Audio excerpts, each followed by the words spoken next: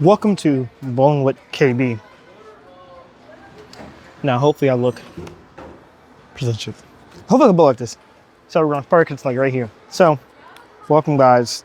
Today we're going to talk about the second step in two-handed bowling. Now, footwork is one of the most discussed things when it comes about bowling. Well, when it comes about any sport at all, if you cannot have good footwork, you're not going to be the best of the best. So let me just start a shot right here, just to set a preface of what we're going to talk about today. Hopefully it strikes.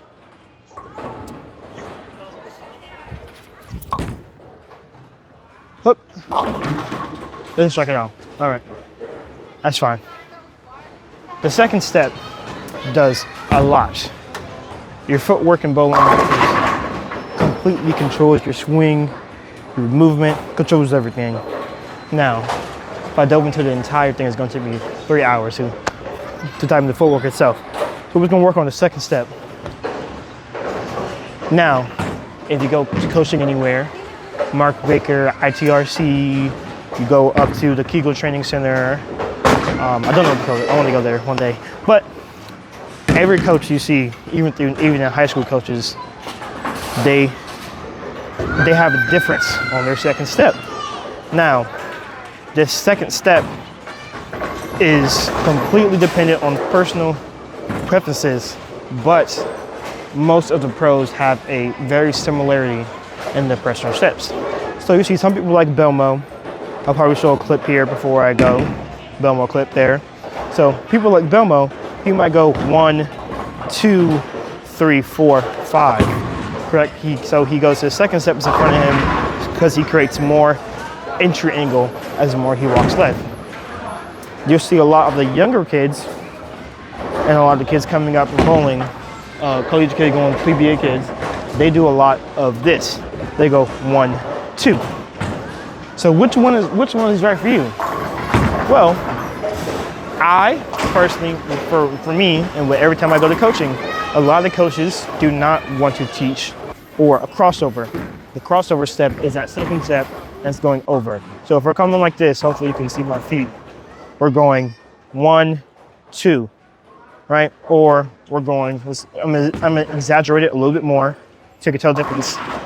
1, 2, right? My first foot ends here, my second foot ends here.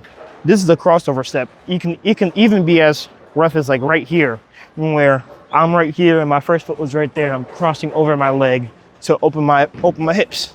Now, the whole point of the crossover step is to open your hips up, to open your core, so you're able to get the ball within your swing plane, so you're able to release it, which is one of the things a lot of swimmers like to work on. However, when you get that cross step sometimes, it makes everything off balance, so now you're trying to get back. So say for instance, I have this ball in my hand. Let me throw a shot. I'm gonna exaggerate it just as much as most people would. So if I'm here, right, and I go 1, 2, this gather step will change a lot versus when I'm in front or when I'm on the side of it. So let's exaggerate it a little bit.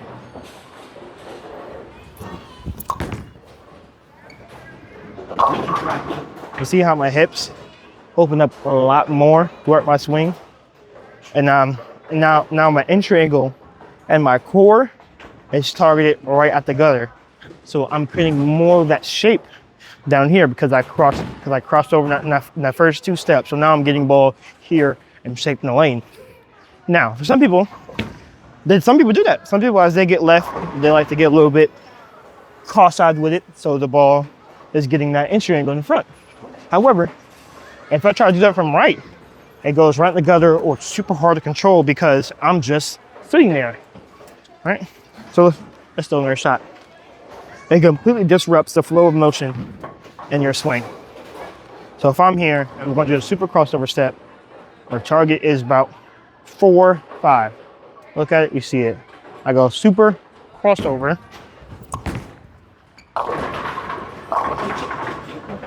And now because I crossed over in that second step, everything else was jumbled. So later, what was I at? Yeah, that crossover step totally kills all momentum in my swing, and it opens up lots of my angles, which you sometimes don't want to do. Now, what most coaches will teach you is you don't cross over, because now it stays in line, right? So instead of me going, imagine my same as the ball. Imagine I'm going here. So this is crossover, 1, 2, right? I just put my balls up, and now my foot is getting back, and now I'm catching up to go here, here, and here to release. Instead, what I teach and what a lot of other coaches teach is to not cross over. I follow the era of the young kids, and they get right as a first step. So if you see a lot of the professional one-handers, a lot of their footwork is nice and tight, like Mikey Slaybach or EJ Tackett or Chris Prather, or I can go and name Brandon Bonta, right? The release, they go here, they go 1, 2, 3, 4, 5. And that is so neat and concise, so they're able to move everything at one time. It's not like I'm standing here and I'm going immediately 5 left and going 1, 2, 3, 4, 5. There's a lot of moving parts in here which will cause inconsistencies.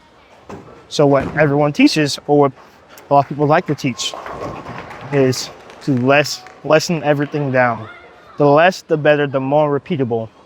If you can do the 15 step across thingy every time that is perfect, then do it. But it is way easier to do less, so you can do it the most amount of attempts. So I threw one shot across, I'm gonna throw one shot going in front. So instead of going 1, 2, I'm gonna go 1, 2, and then we're gonna go to what most people, or most of the younger kids do, which is the 1, 2. The right step to the right, which brings everything into this plane. So we're just gonna go and do the second one. We're gonna go straight ahead. Everything straight in line, like we're a one-hander. Let's see the result.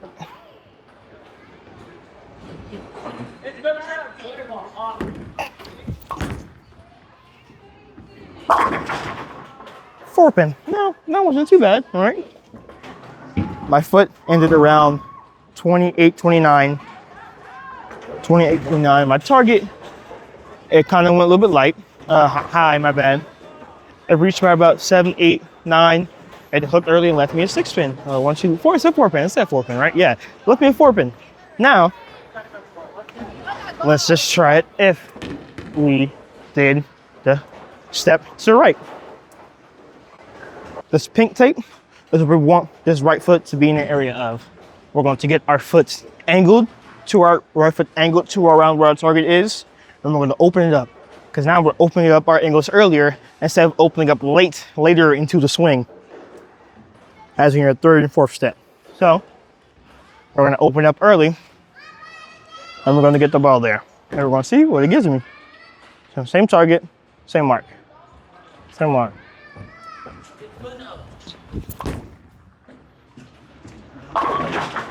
Now that wasn't the best shot. My foot ended about a board left, and I left another 4 pin. So that can mean that my target, my line is burning up. So all we're gonna do, we'll throw one more time, and we're gonna move one left. Now, if you can see, both these shots are both going up and going right, are very similar. They left me the same line, left me the same pin, and it's around the same area. So I'm gonna go one left, and we'll do second step right, and collect the ball, do all the work.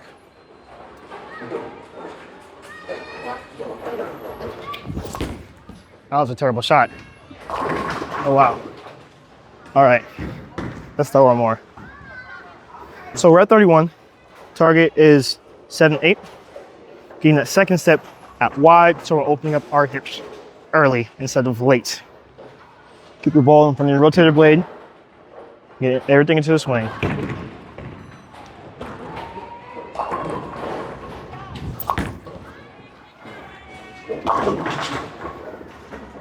Now this is just because I'm bad, but you see everything is still in one plane and it's getting to my target a lot easier than it is if I was doing a step left, step cross. Now, another thing people will teach you is your gather step or your double step. Every two-handers differs on what they do. Personally, when I first started two-handed, I didn't have much of a step. I personally just went 1, 2. Now, some people go hop, and I cannot hop without throwing the worst shot in generations. But we're gonna try and show you guys all both styles of his third and fourth step. It's a hop step, gather step, power step. All of it is the same thing. It's doing the same thing initially. It's just done in different ways for different people. So I personally like to get it. I just like to step because I'm there. I go 1, 2, 3, 4, 5. Right? That's going high. But you see, I'm getting that 1, 2. It was quick. It was silent. It was fast. Now, some people will go, they'll gather step, they'll get a little bit lower to the ground and they'll bounce off that step. That bouncing off of it and getting good gather step is just dependent on who you are and what you like to do and how your form is made. However, I use it to teach younger two-handers who don't have a lot of speed to gather speed because you're pushing off on this right foot to a step faster than usual. So from here, we're going to really get there. We're going to push off that second step, that third step really fast. We're going to hop step.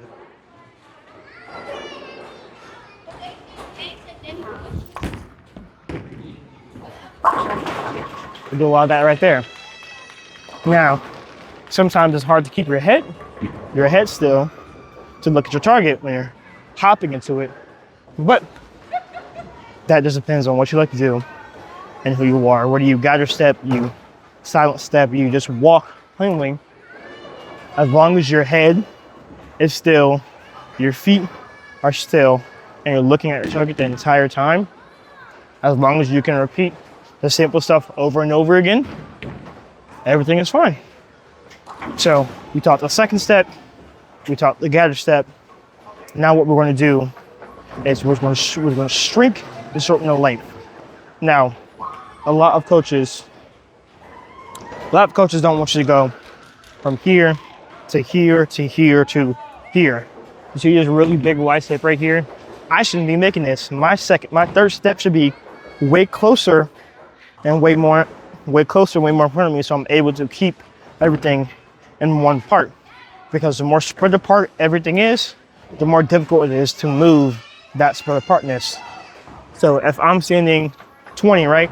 We're saying 20, and I have that big gather step, I'm looking at 16 out the arrows, maybe like 7, 8 down lane. If I have that big gather step, I'm going wham, wham, wham, wham, right? I'm standing 20, and I'm aiming at 30, 37, 38. How am I gonna move right from that or left from that if I'm already over here and I slide this far? I can slide in the gutter, that's useful, but some centers, that might be a foul. And it is just so much easier and so much better, so much repeatable if you keep it all in one central plane. We're gonna keep everything in one little like 5-board area, right? Because this ball has to stay in this plane by itself the entire time so we're able to get there. Because once you complicate things and you get left, right, down, behind your back, around the foot, the more complications you add, the harder it is going to repeat. The more difficult it is to going to repeat the same shot over and over and over again. So we just like to keep everything nice and contained and nice and simple. We have my my feet close together. My second right foot is a little bit lower back than my left foot. So my right foot is pointing towards my target. We're just going to keep that third step in between this little like 30 to 35 area. I'm going to keep everything in this one area. It's easier to repeat.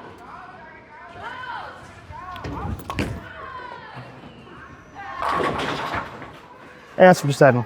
So we're into that 28, and it's within the same little small area. The hell was at my target. My foot stayed still. Everything stayed in the plane. We didn't strike. That just means I need to move somewhere with the ball. It's kind of better. Hit my target at 5.6, and then went switch for 7. So we're going to repeat again until we strike. Until we strike a lot. That's fine because we're teaching and we're learning. Whenever you are learning new things, working on new things, score doesn't matter. I could just be sitting here bowling with the pins on, and what I get for score doesn't really matter because we're working on things. Every time you practice, every time you go bowl, work on something because everyone else is working on something, right? It's just like any other sport. Everyone's gonna be working on something all the time. The best people are gonna be training and working hard every second they get so they can be the best. I got around that one. Brooklyn, it's short. I start to leave right now, personally. But we're gonna wait until we throw a good one. So that shot, that was caused by my head getting down and my elbow being round early. So I did that.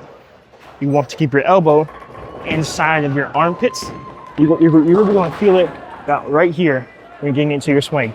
Because you want this into this one singular plane and release.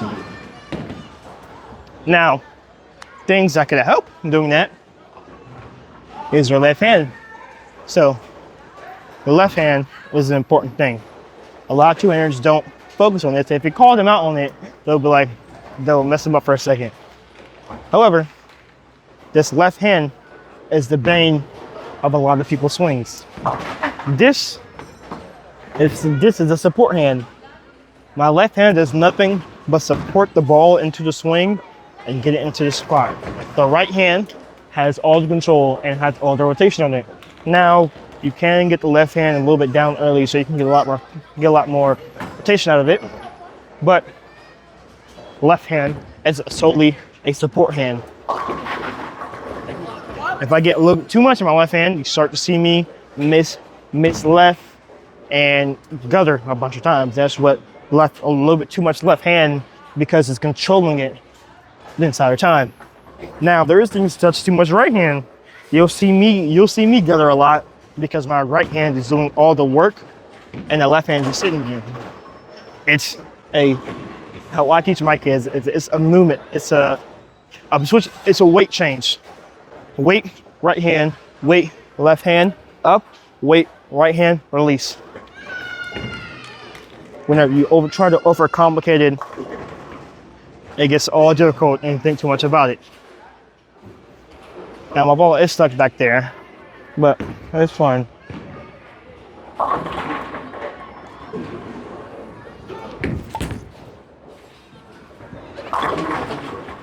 Drop 10. To see how my left hand came down, it brought it down to a swing. My right hand was all the one that did the work at the release. The left hand brought it up into the swing. The right hand just brought it all the way back down into the release point. Now, if you guys do follow my shorts, you know that I don't make spares. So let's see if we can make a spare today. So working on something, always do it for everything. Score doesn't matter. Hitting the pins and hitting a mark every time matters the most. So, as usual, we're gonna get our second step out to the right. We're gonna keep our eyes on our target. We're gonna make sure that we're hitting it every single time, because that's what matters the most. Now for me, when I took spares, I took on the first 5 dots. So I'm looking at like 33 right now.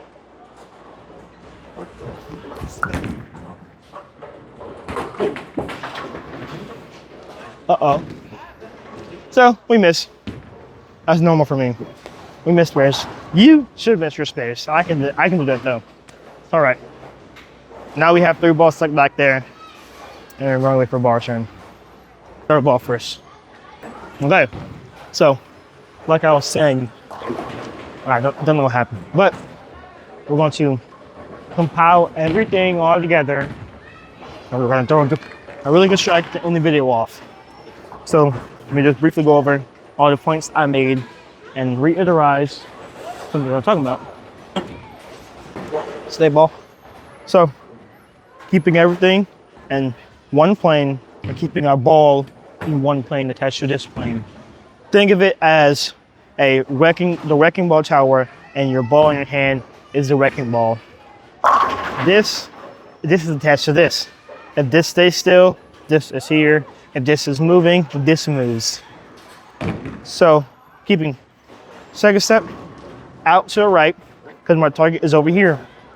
We're getting our third and fourth step, our power step, within a constrained amount, and we're sliding right to our target, and we're keeping our knee a little bit down, chest up, going towards the target. Because after you get down, get the ball a little down early in the lane. So we're gonna put all that together, and we're gonna throw a good strike. Now, let's throw a good shot here.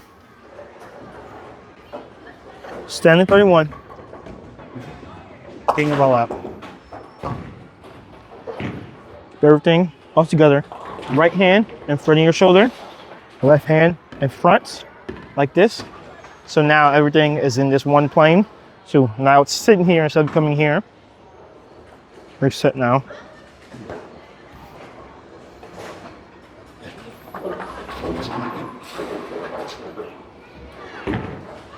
In here, shoulder up a little bit. There we go.